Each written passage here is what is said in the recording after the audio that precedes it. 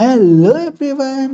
So ఇప్పటిదాకా నువ్వు కానీ నా ప్లేలిస్ట్ ఫాలో అయ్యింటే ఫస్ట్ ఆఫ్ ఆల్ నీ డెడికేషన్కి అండ్ నీ హార్డ్ వర్క్కి hats off and congratulations.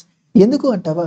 C, ఇప్పటిదాకా మనము బేసిక్ ఫండమెంటల్స్ని, అరేస్ని, సర్చింగ్ని కవర్ చేసాము. విచ్ మీన్స్ మనము డిఎస్ఏని కవర్ చేసేసాము. అదేంటి, డిఎస్ఏని కవర్ చేసామా? అసలు ఇప్పటిదాకా నువ్వేం చెప్పలేదు, ఒక అల్గోరిథం కూడా చెప్పలేదు, జస్ట్ ఒక అరేస్ సర్చింగ్ చేసాము, దాంతో డిఎస్ఏ అయిపోయింది అని అంటున్నావా? చెప్తా. మనం ఏమేమి కవర్ చేసాము? బేసిక్ ఫండమెంటల్స్, అందులో whatever the necessary stuff like arrays, like loops కానీ, like whatever the basic fundamental stuff we need to start our coding thing. అవునా కదా? నెక్స్ట్ ఏం స్టార్ట్ చేసాము? అరేస్ని స్టార్ట్ చేసాము.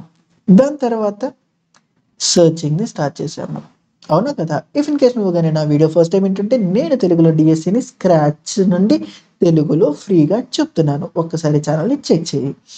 అండ్ సి, ఇదంతా complete అయిపోయింది. Of course fundamentals అనేది మనకి పెద్దగా ఫరక్ పడదు, అది తీసేద్దాము. సో మనం ఏం చెప్పుకున్నాము? అరేస్ని చెప్పుకున్నాము అండ్ దెన్ సర్చింగ్ని చెప్పుకున్నాము. అరేస్ అంటే ఏంటి? అదొక డేటా స్ట్రక్చర్. అవునా కదా? మరి సర్చింగ్ అంటే ఏంటి? అదొక అల్గోరిథం. దేని మీద వాడాము? అరేస్ మీద. అవునా కదా? అంటే అరేస్ అనే ఒక డేటా స్ట్రక్చర్ని నేర్చుకున్నాము, సర్చింగ్ అనే ఒక అల్గోరిథంని నేర్చుకున్నాము. అంటే సింపుల్గా మనము డిఎస్ఏని నేర్చుకున్నామా లేదా? సో నేను ఈ పర్టిక్యులర్ డిఎస్ఏ గురించి మాట్లాడుతున్నాను, అంతేగాని ఎంటైర్ డిఎస్ఏ గురించి కాదు. అఫ్ కోర్స్ అలాంటి డేటా స్ట్రక్చర్స్ మనకి చాలా ఉన్నాయి, అలాంటి అల్గోరిథమ్స్ మనకి చాలా ఉన్నాయి. ఇవన్నీ మనము ఎక్స్ప్లోర్ చేద్దాము అండ్ కంప్లీట్గా స్క్రాచ్ నుండి ఎలాగైతే అరేస్ అండ్ సర్చింగ్ని నేర్చుకున్నామో అలాగే కంప్లీట్ స్క్రాచ్ నుండి మిగతావి కూడా నేర్చుకుందాము. అండ్ ఇప్పుడు నేను చెప్పచ్చే లేదా, అట్లీస్ట్ అరేస్ అనే డేటా స్ట్రక్చర్, సర్చింగ్ అనే అల్గోరిథం అంటే మనము డిఎస్ఏని నేర్చేసుకున్నాము అని. ఇఫ్ ఇన్ కేస్ ఇప్పటికన్నా నీకు డిఎస్ఏ అంటే ఏంటి నాకు ఒక ఐడియా వచ్చేసింది, డిఎస్ఏ అంటే ఏంటి నాకు ఒక పర్ఫెక్ట్ క్లారిటీ వచ్చింది అనిపిస్తే డెఫినెట్గా కామెంట్ చేయడం మాత్రం మర్చిపోవద్దు. సో మరి నెక్స్ట్ మనము ఏం నేర్చుకోబోతున్నాము? అండ్ నెక్స్ట్ ఇప్పుడు మనము అదే డేటా స్ట్రక్చర్ని ఫిక్స్ చేసుకొని అందులో ఇంకో అల్గోరిథంని నేర్చుకుందాము. అంటే ఈ పర్టికులర్ డేటా స్ట్రక్చర్లో నెక్స్ట్ ఏ అల్గోరిథంని అప్లై చేయొచ్చు అనేది నేర్చుకుందాము, which is sorting. Okay, and మళ్ళా చెప్తున్నాను, చాలా అంటే చాలా ఇంట్రెస్టింగ్గా ఉండబోతుంది, కొంచెం కూడా స్కిప్ చేయొద్దు. సో సార్టింగ్ అంటే ఏంటి? సింపుల్గా మనకున్న కలెక్షన్ ఆఫ్ డేటాని ఎలాగైతే డిఫరెంట్ కలెక్షన్ ఆఫ్ డేటా ఉంటుంది, లైక్ డిఫరెంట్ అంటే ఇక్కడ ఎరేస్ మళ్ళా వేరే data structure, collection of similar data type అంటావు అనుకోవచ్చు. ఫైన్, మనకున్న ఒక కలెక్షన్ ఆఫ్ డేటాని ఒక పర్టిక్యులర్ ఆర్డర్లో పెట్టగలిగితే ఆ పర్టిక్యులర్ పెట్టిన ఆర్డర్ని, అంటే ఆ పర్టిక్యులర్గా పెట్టిన ఆర్డర్నే మనము సార్టింగ్ అంటాము. సింపుల్గా ఒక ఎగ్జాంపుల్ చెప్తా చూడు. ఇప్పటిదాకా మనము ఒక్కసారన్నా బుక్ మై షో కానీ, లేదా ఐఆర్సిటీసీ కానీ, లేదా కనీసం Flipkart, like e commerce website minimum open చేసి ఉంటాము. అవునా లేదా? Like Flipkart, Amazon, Meesho, like whatever it is. అందులో డెఫినెట్గా ఒక్కటన్నా సెర్చ్ అయిన తర్వాత వాట్ ఎవర్ ద రిజల్ట్ మనకు వస్తుందో అందులో ఫిల్టర్ అప్లై చేసి ఉంటావు. ఐదర్ ప్రైజ్ హై నుండి లోకి, హై టు లోకి, లేదా ప్రైజ్ లో టు హైకి. ఈ ఒక్క ఫిల్టర్ ఒక్కసారన్నా అప్లై చేస్తుంటావు. ఆఫ్ కోర్స్ చాలా ఫిల్టర్స్ ఉంటాయి, బట్ అట్లీస్ట్ మినిమం ఇది ఒక్కసారన్నా ట్రై చేసి ఉంటావు. అను కదా? ఇక్కడ ఏం జరుగుతుంది? What ever the random data ఉందో దానికి ప్రైస్ అనే ఫిల్టర్ని అప్లై చేయడం వల్ల ఏమవుతుంది? నాకున్న price, like whatever the price filter apply చేసి, if in case high to low అయితే లేదా లో టు హై అయితే ఆ ప్రైస్ యొక్క వేరియేషన్ బట్టేనా అవి ఆర్డర్డ్గా మారిపోతుంది. అంటే ఇఫ్ ఇన్ కేస్ లో టు హై పెడుతుంటే ఓకే, చిన్న నుండి పెద్దగా వాట్ ఎవర్ ద ప్రోడక్ట్ మనం సర్చ్ చేసామో ఆ ప్రోడక్ట్ యొక్క ప్రైజెస్ వ్యారీ అనేది చిన్న నుండి పెద్దగా, అంటే ఒక సార్ట్ ఆఫ్ అసెండింగ్ ఆర్డర్లో ఇలా ర్యాండమ్గా ఉన్న డేటాని పర్టికులర్గా ఒక order of you like what ever వాడు ఏదైతే మెయింటైన్ చేస్తున్నాడో ఆ యూఐని మెయింటైన్ చేస్తూ ఇప్పుడు మనకున్న డేటాని ఒక ఆర్డర్లో పెడుతున్నాడా, అలా పెట్టే ఆర్డర్ని మనము సార్టింగ్ అంటాము. అండ్ ఇక్కడ బై డిఫాల్ట్గా సార్టింగ్కి వచ్చేసరికి మన అజంప్షన్ ఏంటంటే లో టు హై పెడుతున్నట్టు బై డిఫాల్ట్గా. బట్ జనరలైజ్డ్గా సార్ట్ డజన్ మీన్ క్లియర్గా sort doesn't mean data ascending ఆర్డర్లో ఉంది అని కాదు. సార్టింగ్ అంటే డేటా ఒక ఆర్డర్లో ఉండడం. It can be from high to low or it can be from low to high. Okay, అది ఏదన్నా అవ్వచ్చు. ఎలాగున్నా కానీ అంటే డేటా ఒక సిస్టమేటిక్ ఆర్డర్లో, ఇంక్రీజింగ్ ఆర్డర్లో, అంటే సింపుల్గా డేటా అనేది ఇంక్రీజింగ్ ఆర్డర్లో ఉంటే దాన్ని సార్టింగ్లో ఉంది అని అంటాము. అండ్ ఇంక్రీజింగ్ అనే కాదు, it can be decreasing order, అంటే సమ్ సార్ట్ ఆఫ్ ఆర్డరింగ్ని మెయింటైన్ చేయాలి. That can be of increasing or that can be of decreasing. అలా ఉన్నదాన్ని మనము సార్టింగ్ అంటాము. ఓకే, అండ్ బట్ ఇక్కడ మన బై డిఫాల్ట్ అసంప్షన్ ఏంటంటే జనరిక్గా వెళ్ళేటప్పుడు సార్టింగ్ అంటే ఓకే, చిన్న నుండి పెద్ద దానికి నేను సార్ట్ చేస్తున్నా అనే అసంప్షన్ బేసిస్ మీద వెళ్తాము. ఇప్పుడు సింపుల్గా నేను ఇంకో ఎగ్జాంపుల్తో స్టార్ట్ చేస్తాను. చిన్నప్పుడు మనం ఎన్నోసార్లు ప్రేయర్స్ చేసి ఉంటాము. లైక్ స్కూల్లో వెళ్ళంగానే ప్రేయర్ స్టార్ట్ చేస్తారు. సో వన్స్ ప్రేయర్ స్టార్ట్ అవ్వగానే ఎలా నుంచుంటారు ఒక్కొక్కరు, వాట్ ఎవర్ ద పర్సన్ వాడికన్నా హైట్ ఉన్నోడు ఇంకొంచెం ఇలానైనా నిలబెట్టేది, ఇలానైనా హైట్ వారీగానైనా like whatever the maintain ఒక లైన్ ఉందో ఆ లైన్ ఇక్కడ prayer start like the first position అంటే ఇక్కడ 5th class like whatever the classes. First class వాళ్ళు ఇక్కడ, సెకండ్ క్లాస్ వాళ్ళు ఇక్కడ, థర్డ్, ఫోర్త్, 5th క్లాస్ వాళ్ళు ఇక్కడ, 6th, 7th, 8th, 9th, 10th ఎన్ని రోస్ ఉంటాయి అనేది తీసేసి, బట్ ఒక పర్టికులర్ క్లాస్ గురించి మాడుకుంటే వాడు పర్టికులర్గా హైట్ వారీగా బేసిస్ మీద నుంచుంటారా లేదా, అండ్ దీన్ని కూడా మనం సింపుల్గా సార్టింగ్ అంటాము. ఇది కూడా సార్టింగ్ అంటాము. అండ్ బై డిఫాల్ట్గా ఇక్కడ ఆర్డర్ వచ్చేసి ఇంక్రీజింగ్ ఆర్డర్లో నిలబడ్డారు. ఎవడ ఎక్కువ హైట్ ఉంటే వాడు చివరికి వెళ్తారు, విచ్ ఈజ్ ఆబ్వియస్. అండ్ ఇక్కడే కాదు, ఈవెన్ మన స్కూల్ టైంలో బెంచెస్లో అలకేట్ చేసేటప్పుడు కూడా మనల్ని ఎవడైతే హైట్ తక్కువ ఉంటాడో వాడిని లాస్ట్లో చేస్తారు, అవునా కదా. సో సింపుల్గా సపోజ్ ఇప్పుడు నేను ఒక క్వశ్చన్ అడుగుతా, ఇలానే ఆ ప్రేయర్లో నుంచోపెట్టాలి అనుకుందాము. ఒక 5 ఫ్రెండ్స్ ఉన్నారు, like whatever the students, ఒక 5 మెంబర్స్ ఉన్నాడు. ఫస్ట్ ఓడు ఇంత హైటు, సెకండ్ ఓడి ఇంత, థర్డ్ ఓడి వచ్చేసి ఇంత, అండ్ నెక్స్ట్ ఓడి వచ్చేసి ఇంత హైట్లో, అండ్ దాని తర్వాత తోడు యావరేజ్గా ఈ హైట్ ఉన్నాడు అనుకుందాము. ఓకే, అండ్ వీడి హైట్ ఇంకొంచెం తగ్గించేద్దాము. సో ఇలా కొంతమంది లైక్ ఒక 5 మెంబర్స్ ఉన్నారు అనుకుందాం. నేను ఇప్పుడు అడిగిన క్వశ్చన్ ఏంటంటే వీళ్ళని ఇట్లా ప్రేయర్ లైన్లో నుంచోబెట్టాలి అని అన్నాను. సింపుల్గా ఇలా లైన్లో నుంచోబెట్టాలి అన్నాను. ఎంతమంది 5 స్టూడెంట్స్ ఉన్నారు. అండ్ ఇక్కడ నా ప్రేయర్ది స్టార్టింగ్ డయాసో like whatever it is ఉంది. సో ఇప్పుడు నేను ఏం అడిగానంటే క్వశ్చను, ఇలా ఒక ప్రేయర్గా ఇది నుంచోబెడుతున్నాను అండ్ బయాస్నెస్ ఉండాలి, ఈ వెనక కనబడకుండా ఇట్లా ఉంది అన్నాం. లేదు ప్రేయర్ అంటే కొంచెం ఇంట్రెస్టింగ్గా ఉండదు అని అనుకుంటే సమ్వేర్ ఇక్కడ ఒక ఈవెంట్ జరుగుతుంది, ఒక డ్యాన్స్ షోనో లేకపోతే ఒక కామెడీ షోనో like whatever the show, ఒక ఈవెంట్ జరుగుతుంది. సో ఇప్పుడు కొంచెం సెన్స్గా అనిపిస్తుంది కదా. సో ఇప్పుడు ఇలా అనుకుందాం. సో యాజ్ అ ప్రాబ్లమ్ సాల్వర్గా నేను నిన్ను అడిగాను ఏంటంటే ఈ పర్టికులర్ ప్రాబ్లంకి నాకు ఈ ప్రాబ్లం వచ్చింది, ఇలా ఒక లైన్లో నుంచోబెట్టాలి, నువ్వు ఎలా నుంచోబెడతావు అని నిన్ను అడిగితే నువ్వు ఆబ్వియస్గా ఏం చేస్తావు చెప్పు. సింపుల్గా క్లియర్గా విను, ఒక పర్పస్ ఉంది ఇలా చెప్పడానికి. సింపుల్గా ఏం చేస్తావు, ఓకే అందరికీ బయాస్నెస్ ఉండాలి, లైక్ ఎవరికి వీడి ఎక్కువ వీడి తక్కువ అన్నట్టు బేసిస్ మీద ఉండకూడదు, ప్రాపర్ అంటే ఈక్వల్గా నేను ప్రతి ఒక్కడికి చూపించాలి అని అంటే నువ్వేం చేస్తావు, ఓకే ఫస్ట్ ఉన్న వాటిలో తక్కువ హైట్ అవడు వీడే కదా, అంటే వీడిని సింపుల్గా వీడికి నంబరింగ్ ఇద్దాం అనుకుందాము 1 2 3 4 5. సో ఫస్ట్ ఏం చేస్తున్నావు నువ్వు, వాట్ ఎవర్ ఎవడైతే హైట్ తక్కువ ఉన్నాడో అతి చిన్నగా ఉన్నాడో వాడిని తీసుకొచ్చి ఇక్కడ నుంచో పెడతావా లేదా, అవునా కదా. సో సింపుల్గా ఇప్పుడు వాడిని తీసేద్దాం. నెక్స్ట్ ఏం చేస్తావు, ఏముంది నెక్స్ట్ మిగిలిన వాళ్ళలో ఎవడైతే తక్కువ హైట్ ఉన్నాడో వాడిని ఆ నెక్స్ట్ నుంచో పెడుతున్నా, అవునా.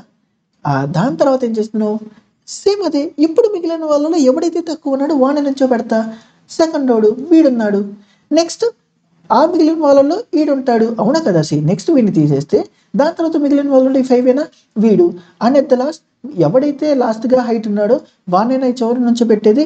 అంటే ఇప్పుడు ఏంటి, ప్రతి ఒక్కడికి ఎలాంటి ఇబ్బంది లేకుండా నుంచోపెట్టావు, అంటే వాడికున్న ప్రాబ్లమ్ సాల్వ్ చేసావు, అవునా కదా? అండ్ దీన్నే మనము ఇలా చేసిన దాన్నే సింపుల్గా సార్టింగ్ అంటామని చెప్పాను, అవునా కదా? అండ్ క్లియర్గా విను. ఇప్పుడు ఎప్పుడైతే నేను ఈ క్వశ్చన్ చెప్పానో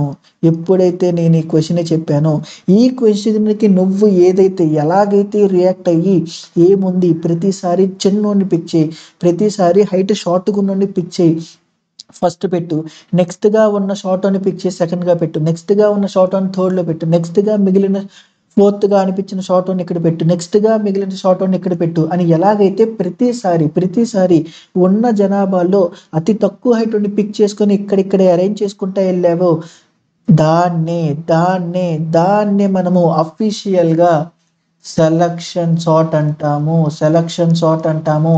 అండ్ నీకే తెలియకుండా సార్టింగ్లో వన్ ఆఫ్ ద టెక్నిక్ని కూడా నేర్చేసుకున్నావు. ఇందుకే నేను చెప్తున్నాను, ఎప్పుడు ఈ పర్టికులర్ మెథడ్ అంటే ఏంటి అనేది తెలుసుకుని దానికి ఆన్సర్కి వెళ్ళొద్దు. ఈ పర్టికులర్ మెథడ్ అంటే ఏంటి, ఓకే అదేం చేసిద్ది, ఈ పర్టికులర్ అప్రోచ్ ఏంటి, దాన్ని ఎలా కోడ్ చేయాలి, ఇలా వెళ్ళొద్దు. ఇదే రీజన్. అసలు నీకు సెలక్షన్ సార్ట్ అంటేనే తెలియదు.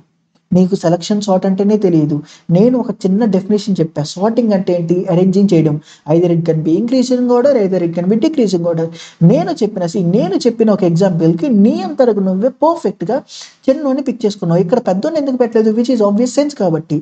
అంటే చిన్నోని ప్రతిసారి చిన్నగా హైట్ ఉన్నాడు, నెక్స్ట్ చిన్నగా హైట్ ఉన్నాడు, నెక్స్ట్ అంటే నీ బ్రెయిన్ ఎలాగైతే థింక్ చేసిందో అలానేనా నువ్వు ఇక్కడ నించోబెట్టింది. అండ్ అలా థింక్ చేసిన ఒక టెక్నిక్ పేరే సెలక్షన్ సార్ట్. నీకే తెలియకుండా సార్టింగ్లో ఉన్న వన్ ఆఫ్ ద టెక్నిక్ని నేను ఆల్రెడీ నేర్చేసుకున్నావు. అండ్ ఎందుకే నేను చెప్తున్నాను, 60% ఆఫ్ ద డిఎస్ఏకి ఆల్రెడీ నీ బ్రెయిన్ ట్రైన్ అయ్యే ఉంది. మనం చిన్నప్పటి నుండి చూస్తున్న థింగ్సే. అసలు మన బ్రెయిన్కి ఆల్రెడీ ఆ 60% ఆఫ్ ద థింగ్స్కి ఎలా రియాక్ట్ అవ్వాలో తెలుసు. But it just doesn't know what was its official name in CSC or in DSA. Okay, మళ్ళా చెప్తున్నా, నీకు సెలక్షన్ సార్ట్ అనే పేరే తెలియదు, బట్ స్టిల్ నేను ఒక ప్రాబ్లం అవ్వగానే నువ్వు రియాక్ట్ అయిపోయావు. ఎందుకు?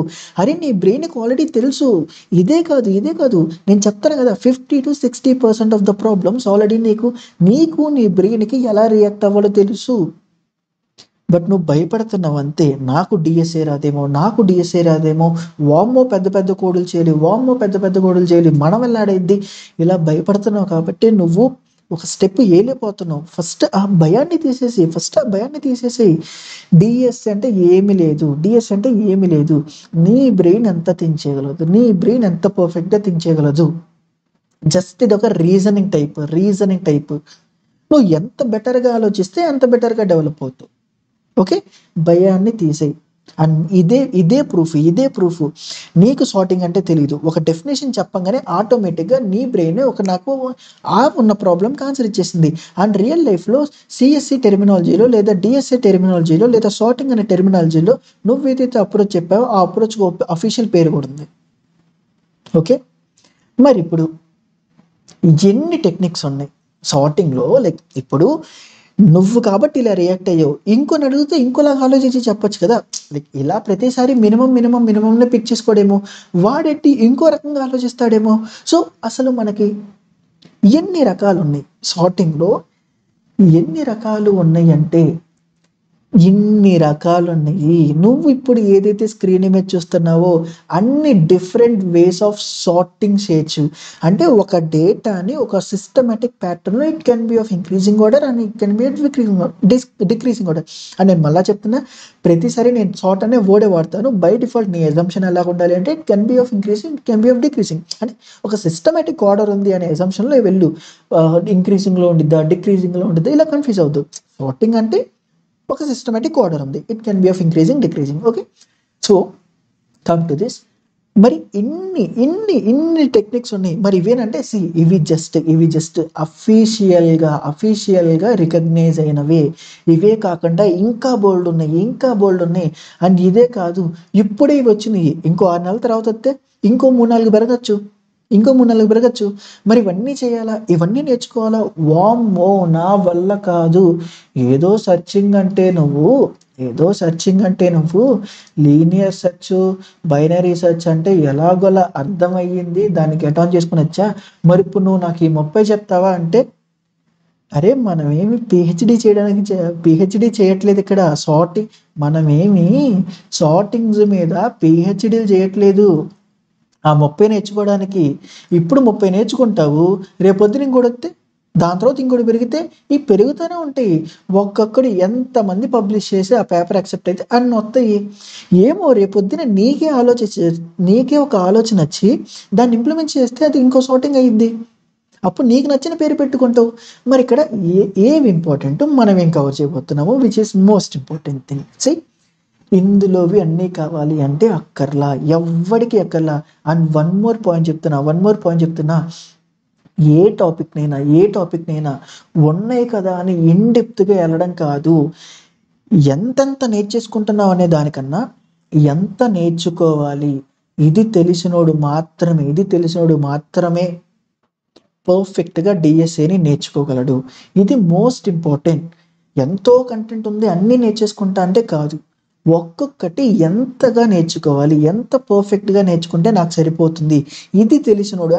ఇదే కదబ్బా డిఎస్ఏ కాదు, ఈవెన్ లైఫ్లో కూడా అంతే. ఏ సిచ్యువేషన్ కన్నా, ఎవరితో అన్నా, ఏదన్నా కానీ ఇన్డెప్త్గా వెళ్ళడితే ఏముండదు.